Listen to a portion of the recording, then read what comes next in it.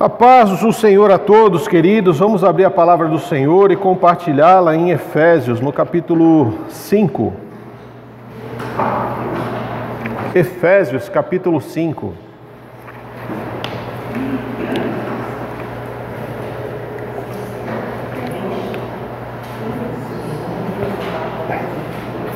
É bom que tenha bastante coisa anotada aí, dá para anotar mais um pouquinho hoje.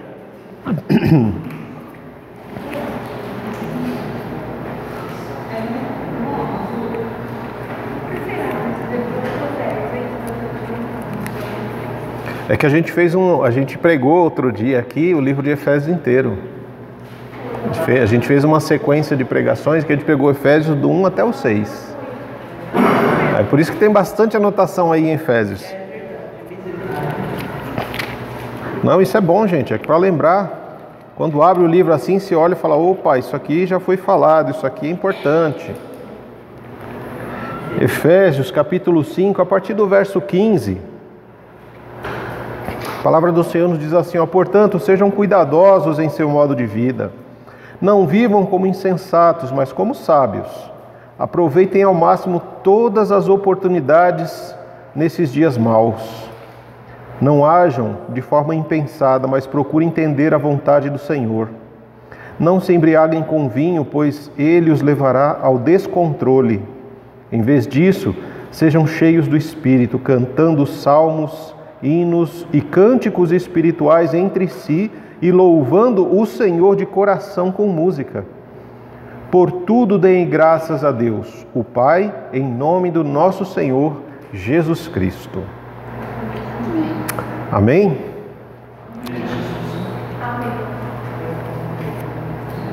É interessante, né? Essa semana eu estava pensando, refletindo nesse texto e em alguns outros, e eu fiquei na dúvida: poxa, mas Deus, será que é para pregar nesse texto ou é para pregar nesse outro? E eu fiquei na dúvida. E eu fiquei naquela: é esse ou é aquele? É esse ou é aquele? É esse ou é aquele? É os dois. Junta os dois, que os dois vão dar certo. Falei: tá bom. Então vamos ver o que vai dar, né? Estava pensando nessa semana como seria bom se a gente comesse sem engordar, né? Já pensou? Que bom seria se a gente pudesse comer e não engordar? Comia o que você quisesse, o quanto você quisesse, não engordava. Se a gente pudesse ganhar dinheiro sem trabalhar, né? Já pensou? Você ficar na sua casa o dia inteiro e aí você olha na conta lá, o dinheirinho caiu. Caiu, né? Dinheiro chega. Se nós pudéssemos amar sem sofrer, né? Porque o amor é algo que, querendo ou não, ele é uma das forças mais poderosas da face da terra. E quando nós decidimos amar alguém, nós damos também a permissão a essa pessoa de nos fazer ser pessoas alegres ou ser pessoas tristes. Essa pessoa que tem o poder, né, que nós damos o poder de amar, ela tem também o poder de nos fazer sofrer. E aí eu estava pensando nessas questões, né? Como seria bom comer sem engordar, ganhar dinheiro sem precisar trabalhar e amar sem sofrer. Seriam coisas interessantes para nós, para a nossa vida. Mas ao mesmo tempo eu fiquei pensando que se nós pudéssemos comer tudo e não engordar, nós não teríamos limites. Então, a gente ia comer e não ia ter limite do que comer, né? Se nós ganhássemos dinheiro sem precisar trabalhar, nós não entenderíamos a dignidade que existe no trabalho. E se nós amássemos e não houvesse sofrimento, nós não entenderíamos o sacrifício de Jesus. Aí eu aproveitei esse momento para agradecer ao Senhor pelo sofrimento, agradecer ao Senhor pelos limites que são impostos, agradecer ao Senhor pelo trabalho. Por quê? Porque a palavra do Senhor, ela fala para a gente ser cuidadoso no modo como a gente vive, não é isso que aqui o texto começa falando? Tenham cuidado da forma como vocês estão vivendo a sua vida. Porque um pouquinho antes ele vai falar, né, o início do capítulo 5 vai falar de como nós vivemos na luz. E viver na luz quer dizer que a gente já não vive mais nas trevas. E o olho humano, ele é atraído pela luz.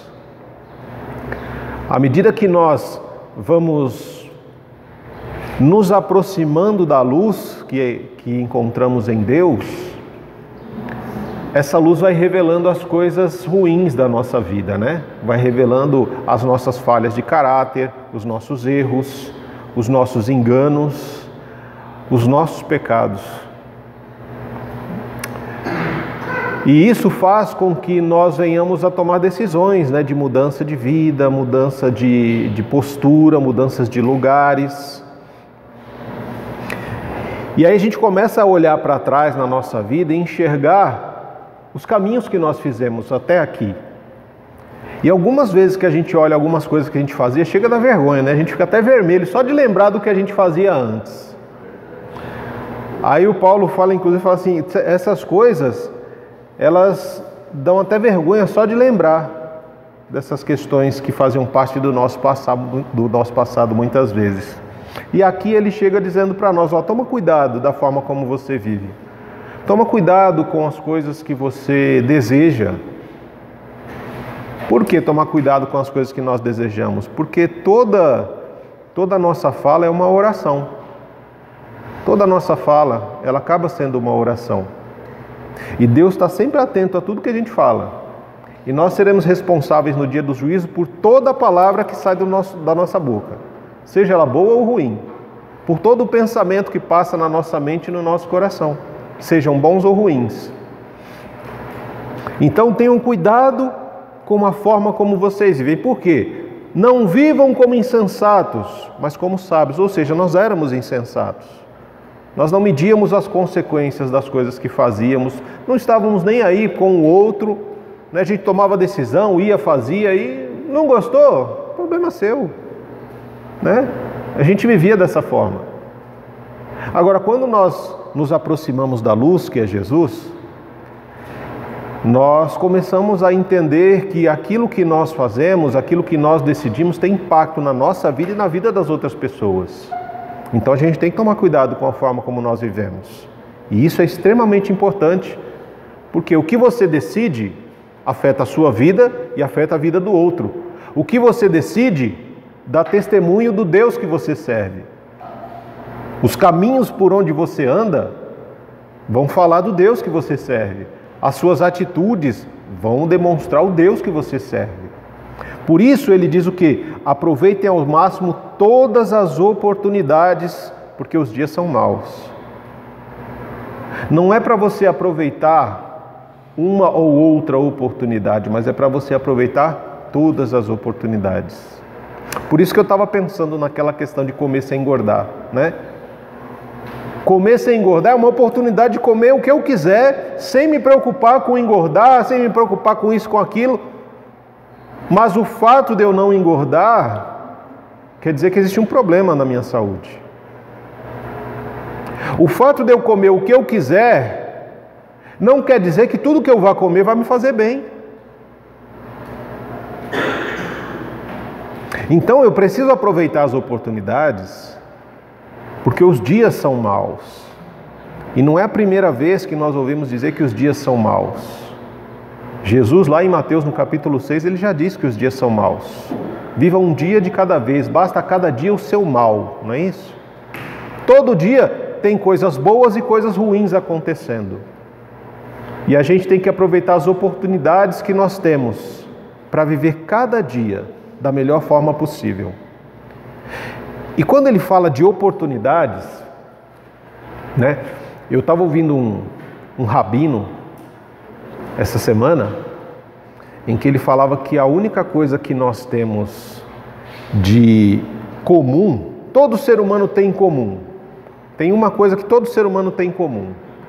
Todos nós estamos buscando sermos felizes. Todos nós queremos a felicidade, né? Todos, sem exceção. E o fato de todos nós estarmos buscando essa tal felicidade, ela nos leva a seguir por caminhos cada vez mais complicados, muitas vezes. Porque cada um acaba seguindo um caminho para tentar encontrar a felicidade. Uns tentam buscar a felicidade no casamento, outros tentam buscar a felicidade no trabalho, outros em jogos, outros em livros, em estudos, em títulos, em conquistas, em viagens.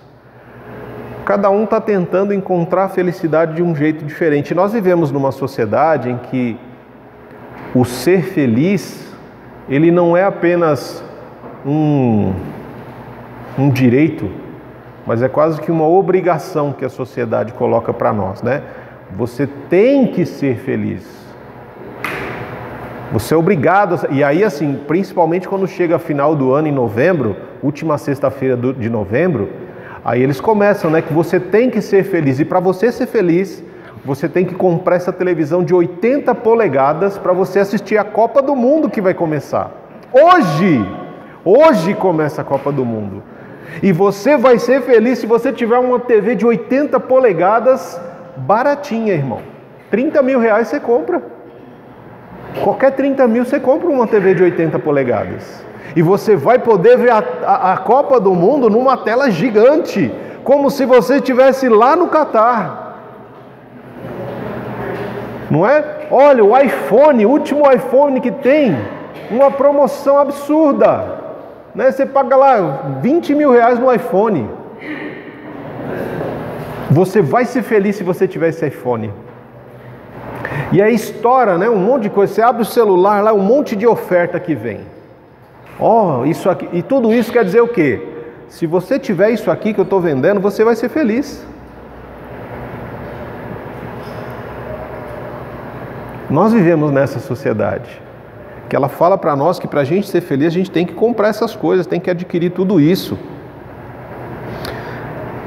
E aí eu comecei a refletir sobre essa questão dessa felicidade, né? E eu pensei que, por exemplo, a felicidade, ela se resume a momentos. Momentos, né? Quando a gente voltou aqui para a igreja, né? Depois de todo aquele problemão que nós enfrentamos e tudo mais, teve uma irmã que chegou para mim e perguntou assim: pastor, você está feliz? Agora você está feliz? Eu falei: agora eu estou feliz, é um bom momento. Né? Tem momentos bons e tem momentos ruins. Nos momentos bons nós ficamos felizes. E nos momentos ruins nós entristecemos, nós choramos, nós sofremos, nós sentimos a dor do momento. Porque isso faz parte. Né? E a partir disso eu começo a pensar o seguinte: que a felicidade ela está muito, mas muito perto da gente. Está muito perto. E a gente não se dá conta.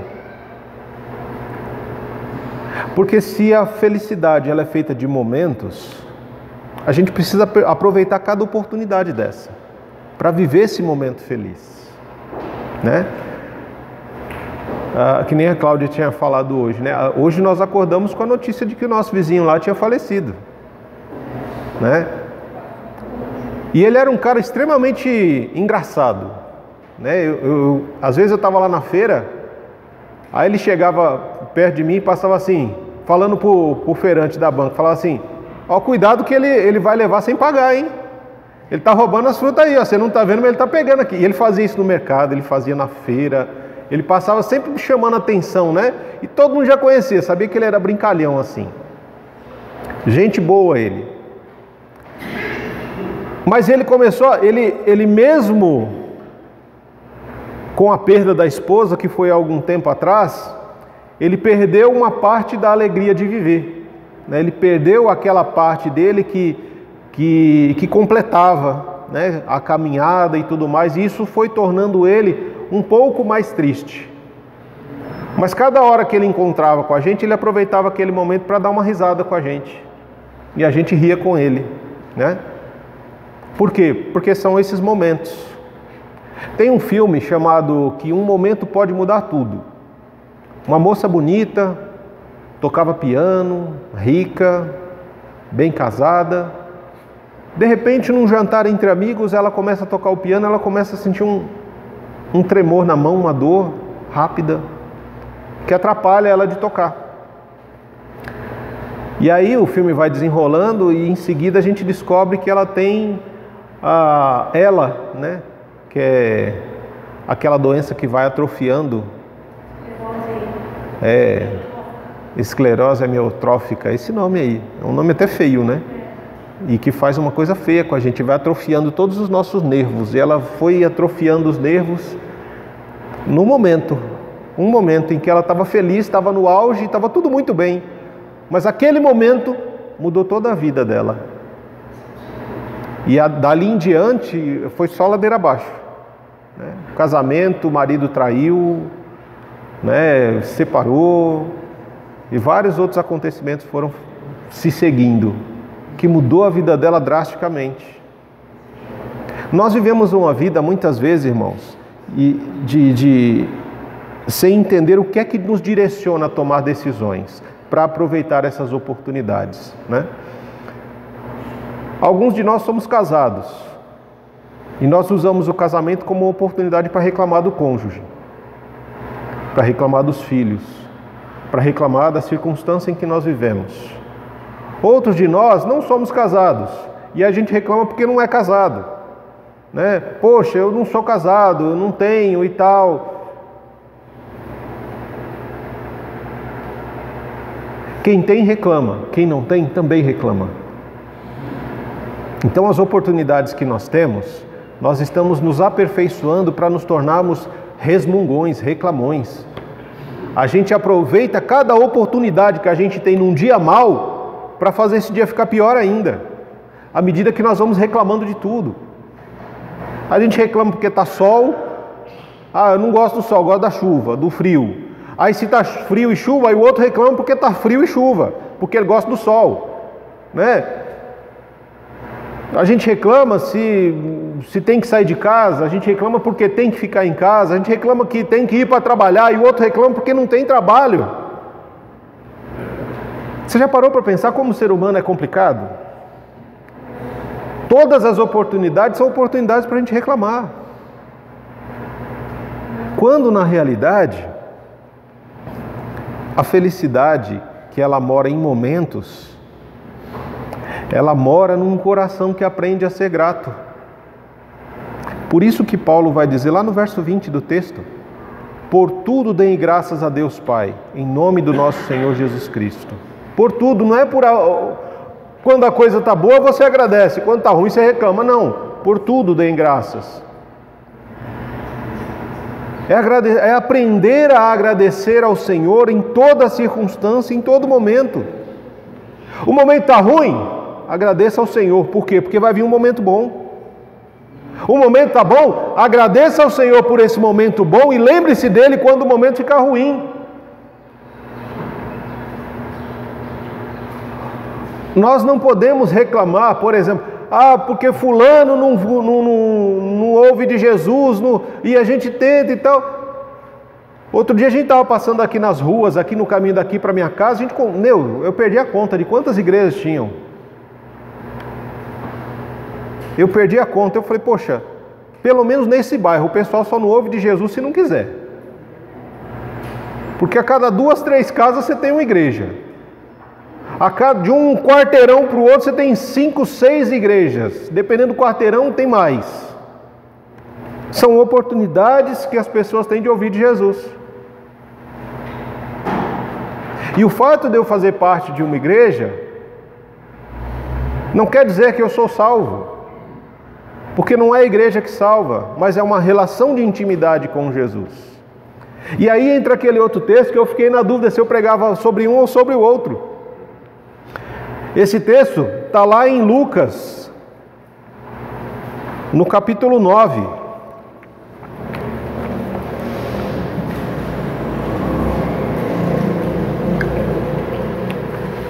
E aí nessa dúvida o Senhor falou, não, você não vai pregar nenhum e no outro, porque um completa o outro.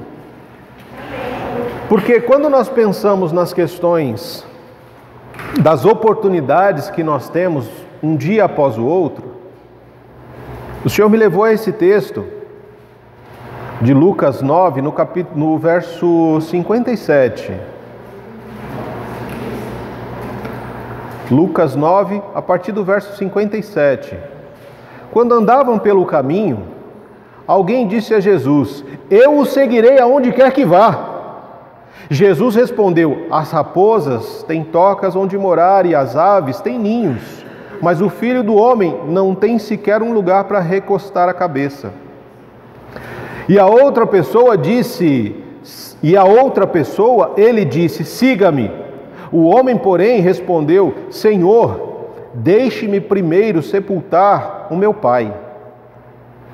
Jesus respondeu: "Deixe que os mortos sepultem seus próprios mortos. Você, porém, deve ir e anunciar o reino de Deus." Outro ainda disse: "Senhor, eu o seguirei, mas deixe que antes me despeça da minha família." Mas Jesus lhe disse: "Quem põe a mão no arado e olha para trás, não está apto para o reino de Deus." Aqui eu vi as oportunidades, né? Por exemplo, Jesus aqui estava indo com os discípulos de Samaria para Jerusalém. Um pouco antes a gente tem a passagem que Tiago e João vão entrar em Samaria. O pessoal diz que não, e aí eles falam assim: "Ah, Senhor, o Senhor quer que a gente manda raio e trovão e rebenta com todo mundo e mata todo mundo aqui, né?" Aí ele falou: "Você não está entendendo nada não, né? Vocês não estão entendendo que eu não vim para fazer isso aqui. Eu não vim para matar o pessoal, eu vim para salvar. Que raio e trovão, onde é que vocês estão com a cabeça, né?" E aí nessa caminhada, chega uma pessoa e fala para Jesus: "Olha, eu vou seguir o Senhor aonde quer que o Senhor vá." Quantas vezes nós não falamos isso, né?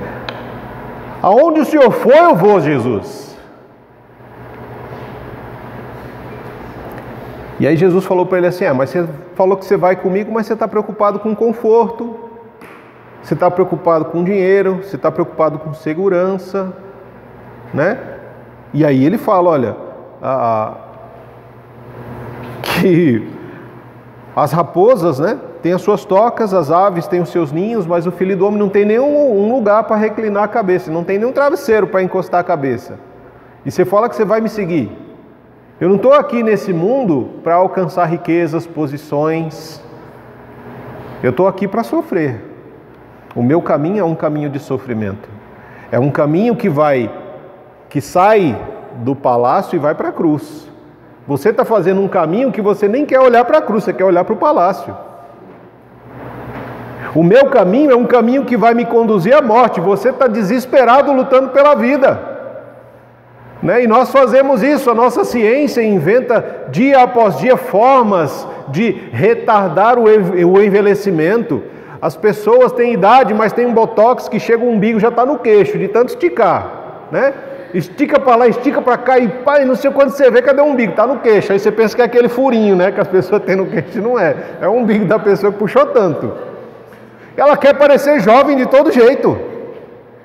Tem a criogenia, que a pessoa se congela agora para poder ficar congelado e acordar não sei daqui quanto tempo. Você já parou para pensar? O cara, que cabeça, né? Eu vou me congelar agora, eu vou acordar daqui 200 anos. Eu sei lá que raio que vai ter daqui 200 anos. Se vai ter 200 anos para frente. E se vai acordar, né? Tem N fatores, tem N possibilidades. Eu não sei se eu vou acordar, não sei se vai ter mundo daqui 200 anos. Eu não sei como é que vai ser o mundo daqui 200 anos. E outra coisa, daqui 200 anos, todo mundo que eu conheço já morreu. Aí eu vou acordar? Aonde? Aonde que eu vou acordar, né? Aonde que eu vou acordar? Não sei, eu não sei que mundo que vai ser. Entendeu? É um negócio assim que as pessoas fazem, mas não, a gente está pensando na evolução do ser humano. Cara, pensa, o ser humano ele foi criado para viver agora. Você, nós fomos criados para esse tempo, para essa época. Por mais que às vezes a gente olhe e fala assim, tem coisas que acontecem que eu falo, eu devia ter nascido em outro momento, né? Tem coisas que acontecem que a gente olha assim na sociedade e fala, eu devia ter nascido em outro momento. Mas se eu tivesse nascido naquele momento, fala, não, nossa, né? Cada momento, cada tempo tem as suas próprias dificuldades. E a palavra de Deus nos ensina a viver cada momento desse de acordo com ela, com a palavra, vivendo cada oportunidade dessa ao máximo que nós pudermos. Por isso eu preciso entender isso aqui, olha. Um fala que vai seguir Jesus aonde Jesus for. E aí Jesus já ressalta, olha, peraí, você não tem como me seguir para o reino se você estiver preocupado com conforto, com ganhar dinheiro, com ter segurança. Se você amar mais a sua família do que a mim, você não está apto para ir para o reino. E aí, o outro, Jesus, um se ofereceu para ir, o outro Jesus chamou. Você, fulano, me segue. Aí ele falou assim, então, Jesus, eu vou seguir o Senhor, mas segura um pouquinho aí, deixa eu enterrar meu pai, que aí eu vou te seguir. Jesus fala o que? Deixe que os mortos sepultem seus próprios mortos. Você, porém, deve ir e anunciar o reino de Deus. A gente olha e fala, eita, bicho ignorante, né? Rapaz, o menino só quer enterrar o velho dele lá, o paizinho, tadinho. Que grosseria, Jesus, né? A gente precisa entender o contexto, entendeu? O cara fala, deixa eu enterrar meu pai que depois eu vou seguir o Senhor. A questão dele a gente pensa, quando Jesus dá essa resposta, deixa os mortos enterrar os seus mortos, né? A gente pensa, poxa, né, Jesus, que coisa feia, você não deixa o rapaz enterrar o pai dele lá, porque enterrar o pai fazia parte da cultura, né? Os filhos ficavam responsáveis por enterrar os pais, que é a ordem natural das coisas, né? Mas se esse pai tivesse morrido, esse rapaz não estava no caminho. Ele estaria lá cuidando do enterro do pai. Ele não estaria no caminho onde Jesus estava passando de uma cidade para outra. Então isso nos leva a compreender o quê? O pai dele não estava morto. Então ele estava dizendo para Jesus, Jesus, deixa o meu pai morrer. Quando o meu pai morrer, eu vou enterrar ele. Depois que eu enterrar ele, aí eu vou seguir o Senhor. Entendeu? E se ele morrer antes? Que ele estava na certeza que ele ia morrer, que o pai ia morrer antes dele, né? Então, Jesus falou para ele o seguinte, peraí, a ideia é a seguinte, você não está entendendo, quando eu te chamo para me seguir, a minha mentalidade é de vida, e você está pensando na morte. Eu te chamo para um reino de vida, e você está pensando num reino de morte. Se o seu pai estiver morto espiritualmente, deixa que aqueles que estão mortos fisicamente enterrem ele. Você deve ir e anunciar a vida, o reino de Deus. É isso que Jesus está dizendo aqui. Quantas vezes nós ficamos naquela, mas eu vou me limitar a seguir Jesus por causa da minha família, do meu pai, da minha mãe, do meu filho, ou do marido, ou da esposa. Por isso que Jesus fala em várias passagens, se você ama mais o seu marido do que a mim, se você ama mais o teu filho do que a mim, se você ama mais a tua esposa do que a mim, se você ama mais os teus pais do que a mim, você não é digno de ser meu discípulo. Jesus não está dizendo que a gente não deve amar essas pessoas. Jesus não está dizendo que você não tem que amar a mãe, o pai, os filhos, o marido, a esposa. Ele está dizendo o seguinte, que se isso for mais importante para você do que ele, você não pode segui-lo. Ele tem que estar acima de todos esses amores. Por quê? Porque com ele você consegue alcançar essas pessoas. Agora com essas pessoas talvez você não alcance Jesus. Aí a gente tem um outro fator aqui, um outro que fala assim, olha, eu vou te seguir, Jesus. Ele não foi chamado e também não se ofereceu muito não. Eu vou te seguir, mas deixa primeiro eu me despedir da minha família Uma despedida de família, irmãos, ela pode durar anos na cultura judaica. Eu vou me despedir do pai, aí aquela festa, aquela coisa, pode durar anos essa despedida. Ah, agora eu vou me despedir da mãe, vou me despedir de não sei quem. E Jesus fala assim, olha, quando uma pessoa que vai arar uma terra, ele não ara a terra olhando para trás. Sabe quando você vai lá no interior, você tem lá os burros, os touros lá que vai na frente lá e você vai com o arado, né? Que é aquela máquina que tem um gancho embaixo assim, que ele vai abrindo um sulco na terra assim, para depois a pessoa vir plantar a semente. Você tem que fazer aquele negócio direito, tem que ir retinho aqui, volta retinho e tal, bonitinho, não é bagunçado. Se você vai fazer aquele negócio olhando para trás, você vai todo torto. Chega lá, está igual um caminho de rato, né? Ninguém que diz que vai seguir Jesus fica olhando para trás. À medida que nós vamos seguir Jesus, nós vamos seguir o Evangelho, é seguir em frente. É um caminho que vai daqui para a eternidade, daqui para o reino. Não é um caminho que você vai andando aqui sentindo falta da vida que você vivia antigamente. Ah, mas antes você não sabe como era antes. Ó, bons tempos em que, né, a gente ia para os bailinhos, ia para as baladas, ia para não sei o quê, ia para os jogos assim, ia para os jogos assim. Ah, bons tempos em que tinha relação com A, B e C, hoje é com uma só. Não é nada disso, irmão. Uma vez que você vai seguir a Jesus, você olha para o alvo, que é Cristo. E você caminha para o alvo, que é Cristo. Você não vai ficar olhando para trás, com saudade de tempos passados, em que o texto lá de Efésios fala que até pensar nas coisas que a gente fazia no passado dá vergonha hoje. Não tem saudade do passado, mas se pudesse voltar ao passado, faria diferente. Você já pensou você poder voltar para o passado com a mentalidade que você tem hoje? Quanta besteira você ia deixar de fazer? Não é? Pois é. Mas pensa também no seguinte, foram essas besteiras que te trouxeram aqui. Porque foram as besteiras que você foi cometendo que te levou para o fundo do poço, aonde você só podia olhar para cima e entender que os seus caminhos não são os caminhos do Senhor, e que as oportunidades que Deus te deu, você viveu de forma errada. E hoje você tem oportunidades para viver da forma correta, com uma mentalidade diferente, caminhando de forma diferente.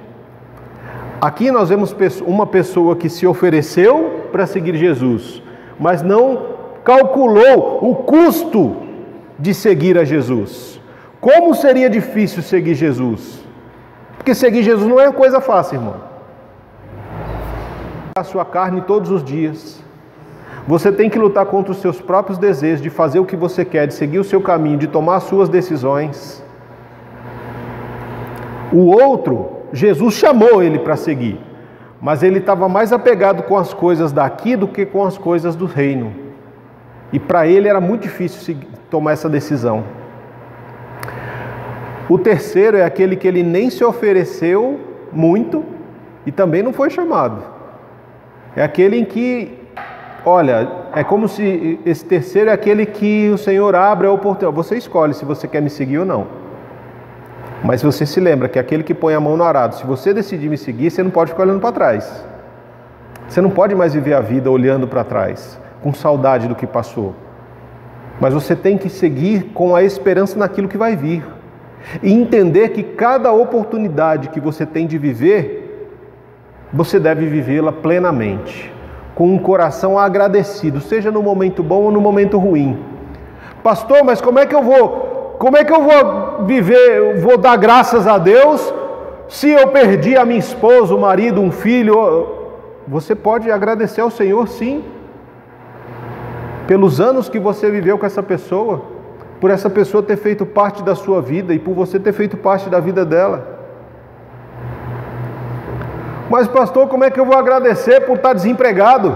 É uma oportunidade que Deus te dá de você ter mais tempo de buscá-lo, de entender mais plenamente qual é o plano dele, o propósito dele para a sua vida, porque talvez aquele trabalho que você estivesse não fosse o trabalho que o Senhor tem para você. Ah, pastor, que você não conhece o meu chefe.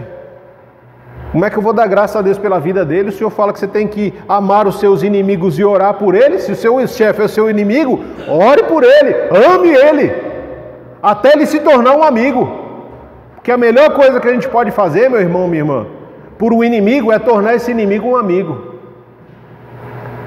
E Jesus fala que não tem amor maior do que dar a vida pelo seu amigo. São oportunidades que nós temos. Mas para a gente viver essas oportunidades, a gente precisa entender o que é que está conduzindo a nossa vida. Do que nós estamos cheios. Paulo, lá na passagem de Efésios, no verso 18 do capítulo 5, ele diz: não se embriaguem com vinho, pois ele trará descontrole. Em vez disso, sejam cheios do Espírito. Aqui ele está dizendo o seguinte: olha, você precisa entender que você já não vive mais como insensato, mas como uma pessoa sábia. Por quê? Porque à medida que você entregou a sua vida a Jesus e o Espírito Santo veio habitar na sua vida, no seu coração, as decisões que você vai tomar, elas não podem ser mais carnais, elas não podem ser mais direcionadas pelos seus desejos, pelas suas vontades. Elas devem ser conduzidas por quem? Por esse Espírito. Imagina, por exemplo, talvez você tenha dificuldade de entender isso aqui. Mas quando eu falei para você, se você pudesse voltar na sua vida aí, alguns anos atrás, com a mentalidade que você tem hoje, muita besteira você não tinha feito. Muitos erros você não teria cometido. Por quê? Por que você cometeu esses erros? Porque você estava vivendo uma vida direcionada pelos desejos, né? Quando somos jovens, e a gente vê uma geração jovem se destruindo hoje. Por quê? Porque é uma geração que muitas vezes tem dificuldade de tomar decisões diante de amigos, né? Para fazer parte daquele grupo, eu acabo cedendo princípios e valores para fazer parte do grupo. Nós vemos muitos adolescentes e jovens saindo das igrejas porque querem entender e experimentar o que o mundo tem a oferecer, né? E a gente hoje, né, com a nossa mente, a gente fala assim: você não sabe o que você está querendo, né? Porque eu já sei tudo o que aconteceu e tal. Mas quando você tinha a idade dele, você fez a mesma coisa. Ou pior, né? E na época, muitas vezes os nossos pais diziam a mesma coisa: olha, filho, não vá por aqui, não faça isso, não faça aquilo e tudo mais. Bem-aventurados são aqueles que dão ouvidos aos seus pais, porque evitam muito sofrimento na sua vida. Agora, aqueles que não dão ouvidos aos pais, não dão ouvidos àqueles que têm um pouco mais de vivência e sabedoria, são aqueles que quebram a cara, né? Que vão, que experimentam e muitas vezes vão até o fundo do poço.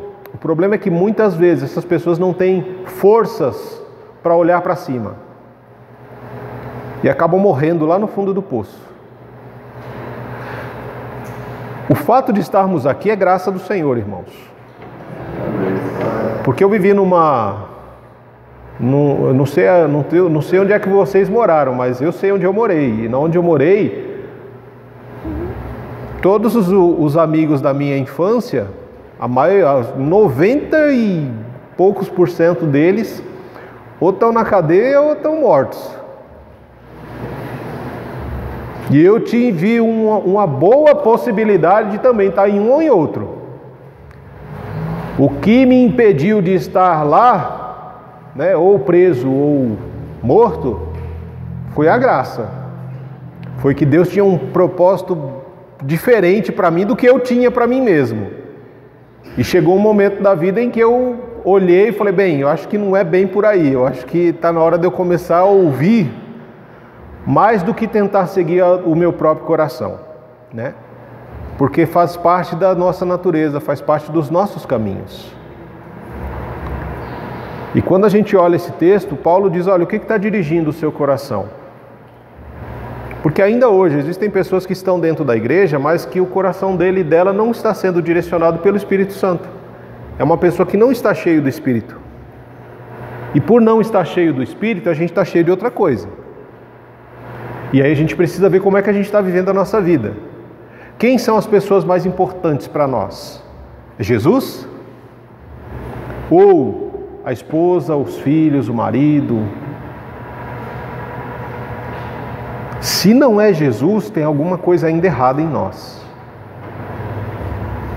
Mas pastor, eu tenho que amar mais Jesus do que os meus pais, os meus filhos, meu cônjuge? Sim, sim.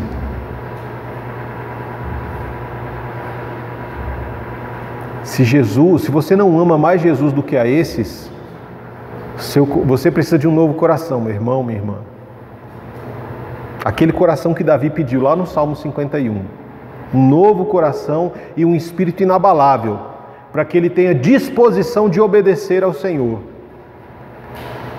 Porque se eu amar meus filhos, ou os meus pais, ou o meu cônjuge mais do que a Deus, muitas vezes eu vou deixar de adorar a Deus por causa deles, quando eu deveria estar levando eles para o Senhor.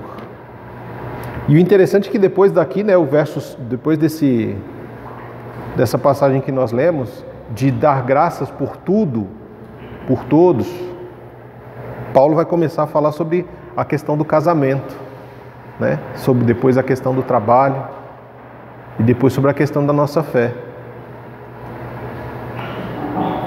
Porque quando a gente pensa naquelas questões, né? Quantas pessoas têm uma vida razoavelmente boa, tem dinheiro, né? Tem um dinheiro para poder viver e sobreviver, tem aí um carrinho, ou às vezes nem tem, mas tem saúde, mas não consegue enxergar essas coisas e vive uma vida de reclamação, de murmuração, e a felicidade está tão perto, porque diante disso que a gente conversou, irmãos, a felicidade, como nós falamos, ela é um momento. A felicidade, ela está a um momento, né? A oportunidade de ser feliz está a um momento de um coração que aprendeu a ser grato. A oportunidade de ser feliz está a um momento de um coração que aprendeu a ser grato por todas as coisas. Ah, pastor, mas meu carro quebrou. É uma oportunidade de você evangelizar o mecânico. Ué, todo carro quebra. Você quebra, você não é carro, mas você quebra. Aí você vai fazer o quê? Vai lá e evangeliza os médicos lá, os enfermeiros. Fala de Jesus para eles. Ah, pastor, mas você não conhece o meu marido. Ué, foi você que casou com ele, então agora você mostra Jesus para ele. É porque você não conhece a minha esposa, foi você que casou com ela, então mostra Jesus para ela.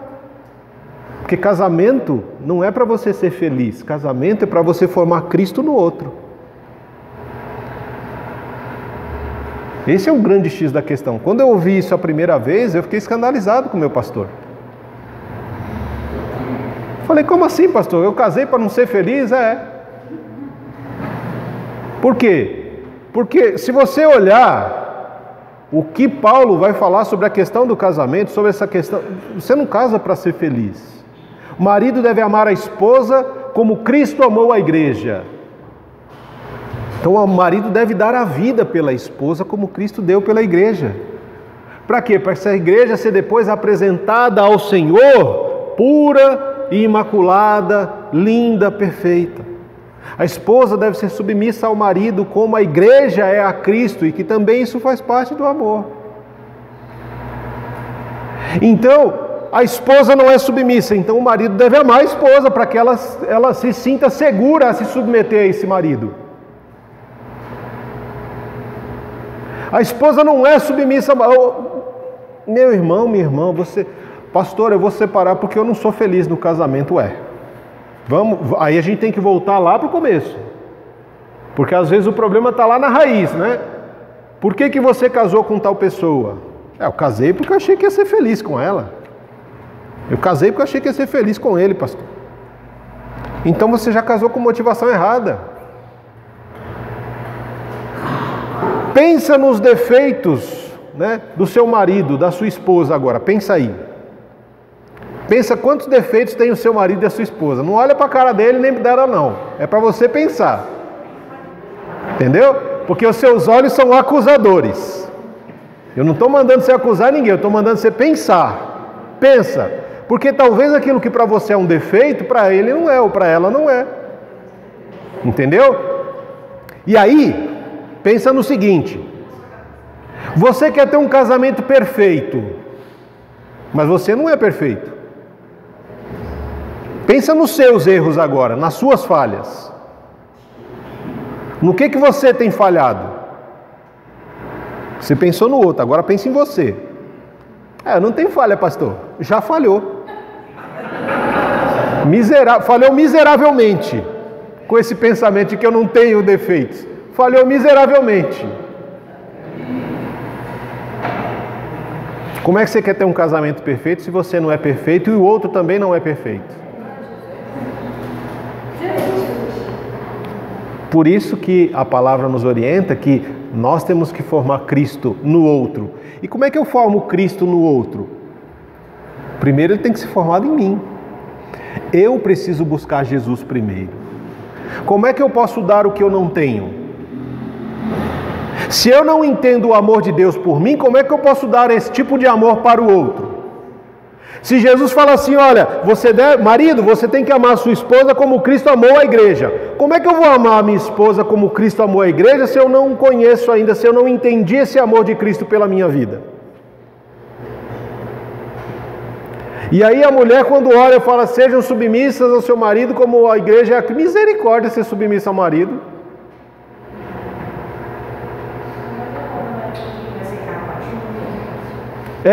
Né? Quando fala em submissão, a mulher já pensa no capacho da porta, da entrada de porta lá. Que o marido pisa, limpa, chuta, para poder entrar em casa. Cristo fez isso com a igreja? Quem é a igreja? Não somos nós? Cristo em algum momento fez a igreja capacho dele? Cristo morreu pela igreja. Cristo deu o que ele tinha, o que ele tinha, ele entregou pela igreja. O que ele tinha de melhor, ele deu à igreja. E essa igreja, quando entende o amor e a entrega, o sacrifício de Jesus, Senhor, eu vou te seguir aonde o Senhor for. O Senhor vai para a cruz, eu vou junto. Se é para ser crucificado, eu tenho que crucificar a minha carne todos os dias, Senhor. Porque Jesus diz o quê? Se você quiser vir após mim, negue-se a si mesmo, tome a sua cruz diariamente e me siga. Então entenda bem o que é seguir a Jesus. Entenda bem o que é aproveitar cada oportunidade.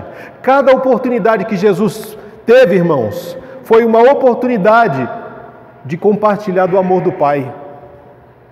Quando ele encontra um leproso, o que ele faz? Ele sai correndo? Não, ele abraça o leproso. Misericórdia, Jesus! Fedido, purulento, aquele pus brotando do corpo, a boca fedida, parecendo uma fossa, a pessoa inteira fedida, suja. Enquanto todo mundo se afastava, Jesus se aproxima e abraça. E aquele abraço cura a lepra daquela pessoa.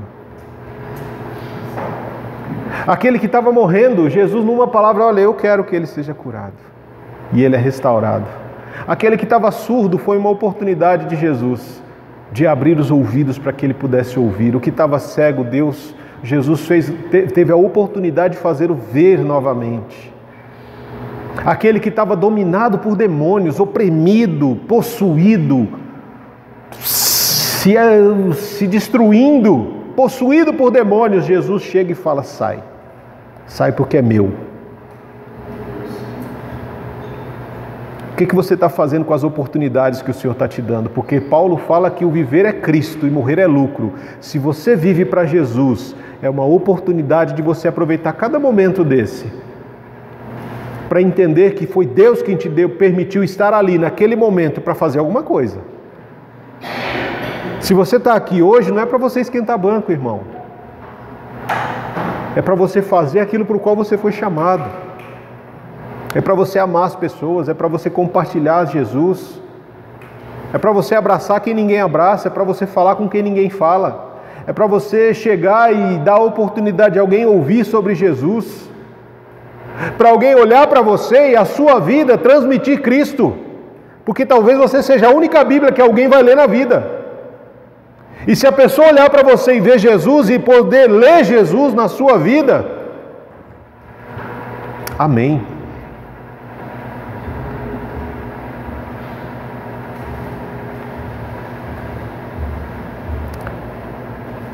Quando nós estamos cheios do Espírito, nós nos reunimos e as nossas reuniões são cheias de cânticos espirituais, de louvor ao Senhor, de hinos, de salmos. O acordar de hoje foi uma oportunidade que Deus te deu de viver um dia diferente de ontem. E se Deus te permitir acordar amanhã, meu irmão, minha irmã, é uma nova oportunidade que o Senhor está te dando de fazer o dia de amanhã ainda ser diferente do dia de hoje. Porque os nossos dias não são iguais. O Maurício de hoje já não é o Maurício de ontem. E também não vai ser o de amanhã. E a gente tem que aprender a viver cada momento da nossa vida agradecendo ao Senhor com um coração grato. Lá no Salmo 50, para a gente encerrar, Salmo 50.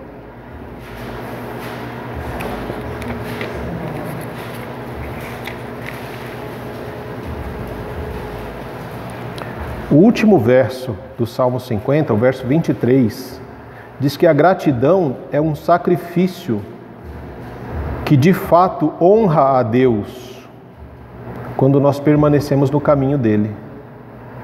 Ele revela a nós a salvação.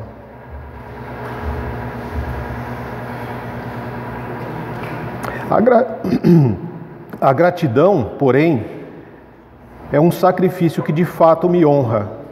Se permanecerem em meus caminhos, eu lhes revelarei a salvação de Deus.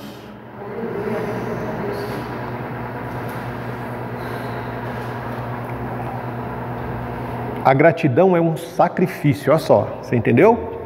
O que é isso aqui? É um sacrifício que honra a Deus. Por que é um sacrifício? Porque nós somos pessoas, como eu já falei, para nós é mais fácil reclamar do que agradecer. Para nós é mais fácil pedir do que agradecer. Quando eu aprendo a agradecer, no meio da dificuldade, da luta, eu estou honrando a Deus. Quando eu agradeço, independente do momento da minha vida, eu estou honrando a Deus. E Ele faz com que eu permaneça nos caminhos dEle. E Ele revela a mim a salvação. E quando Ele revela a minha salvação, você vai lá no verso 12 do 51. O pedido de Davi: restaura em mim a alegria da tua salvação e torna-me disposto a te obedecer. A alegria do Senhor, a alegria da salvação em Cristo, ela independe do momento, irmãos. Pode estar um caos na sua vida, mas se a alegria da salvação do Senhor está em nós, nós somos pessoas alegres. O momento está bom, eu sou alegre e estou feliz, estou vivendo um momento de felicidade. O momento está tremendamente ruim, tudo está dando errado. Eu sou alguém alegre em Cristo Jesus, que estou passando por um momento de dificuldade. Mas esse momento de dificuldade não vai definir quem eu sou. As pessoas podem te fazer mal, irmão. Podem fazer o mal que for para você. Mas é você quem vai decidir o que você vai fazer com o mal que as pessoas fazem contra você. Alguém pode te fazer o mal e você se deixar dominar por esse mal. E viver uma vida ladeira abaixo, uma vida ruim. triste, chateado, deprimido, cabeça baixa e tudo mais. Ou a pessoa pode te fazer o mal e mesmo assim você viver bem. Eu decido viver bem, por quê? Porque eu tenho Cristo. Eu tenho Cristo em mim, eu tenho salvação em Cristo Jesus, e é essa salvação que me dá alegria para viver os momentos bons ou ruins da vida. Eu louvo ao Senhor pela vida de alguns irmãos dessa igreja, que mesmo tendo dias difíceis, complicados, uma vida que só Jesus para ter misericórdia, mas você olha a pessoa e ela está ali, ó, firme, forte, sempre orando, sempre buscando, dando glória a Deus, aleluia, e vambora, e ainda tem tempo ainda para cuidar do outro, que não está passando dificuldade, mas está reclamando. E não tem aquela questão de, não, mas estou assim por causa de A, B ou C, porque a minha vida está ruim, porque, né, sei lá. A gente sempre tem motivo para botar a culpa em alguém também, né? O pastor é um culpado de tudo, muitas vezes, né? O pastor é culpado. Meu casamento não está bom, a culpa é do pastor. Meu filho não está bem, é por causa do pastor. É ele, a culpa é dele, né? Porque quando a gente não tem quem culpar, ou a gente culpa o pastor, ou a gente culpa a Deus, ou culpa quem quer que seja, ou quem está mais perto, né? A gente sempre encontra alguém para culpar. Mas essas pessoas que entenderam que as dificuldades são oportunidades de viver um momento feliz para aqueles que encontraram a gratidão no seu coração. Irmãos, esse daí não vai estar preocupado em botar culpa em ninguém. Ele fala assim, está acontecendo? Lembra do Jó? Deus deu, Deus tirou, bendito seja o nome do Senhor. Se a coisa é boa, foi Deus quem deu. Se a coisa é ruim, foi Deus que permitiu. Eu tenho que aprender a viver tanto um momento quanto o outro. Por quê? Porque maior é aquele que está em nós do que aquele que está no mundo. Amém? Como é que você está vivendo a sua vida? Você tem aproveitado as oportunidades que Deus tem te dado? Para quê? Para agradecer ou para reclamar? O que é que tem direcionado a sua vida?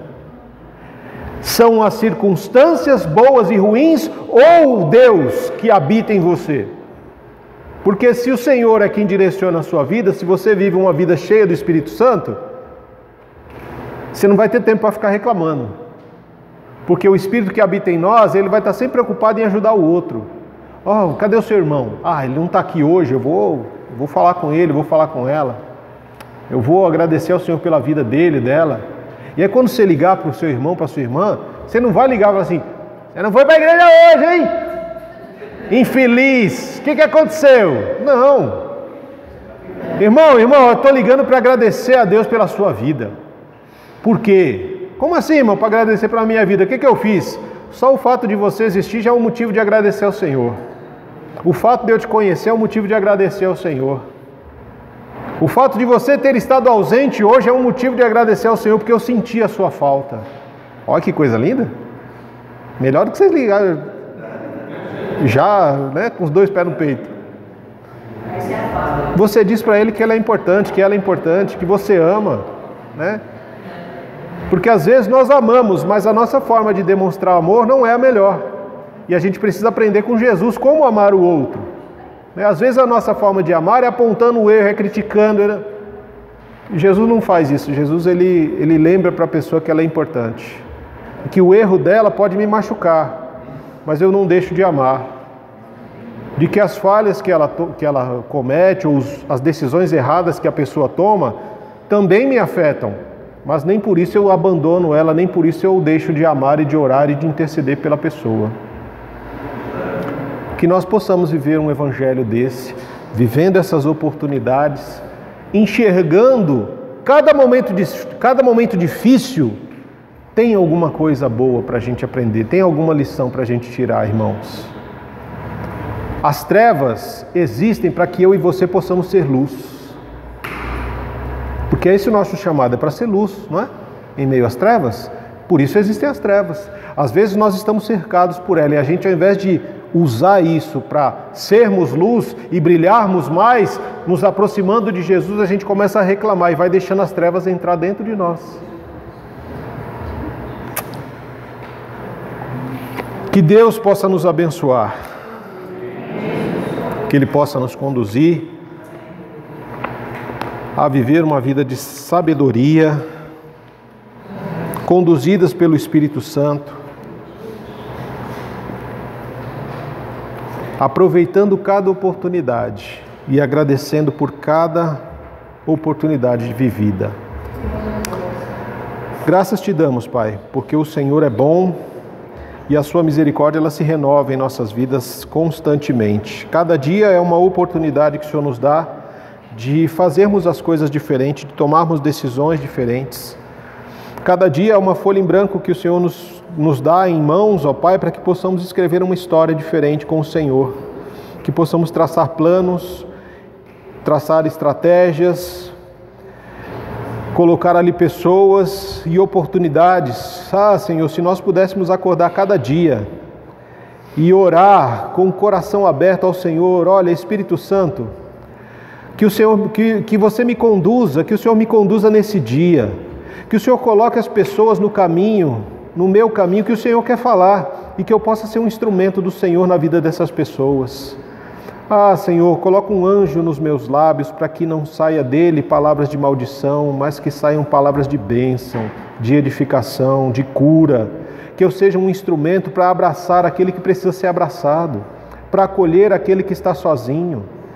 Que eu possa, Senhor, ser aquela mão estendida àquele que está caído para fortalecer o meu irmão, a minha irmã na caminhada. E se for eu, aquele que esteja caído, Senhor, Pai, me dá forças para levantar os olhos e olhar para o Senhor. Me dá, Senhor, clareza para enxergar a Tua face na face do meu irmão.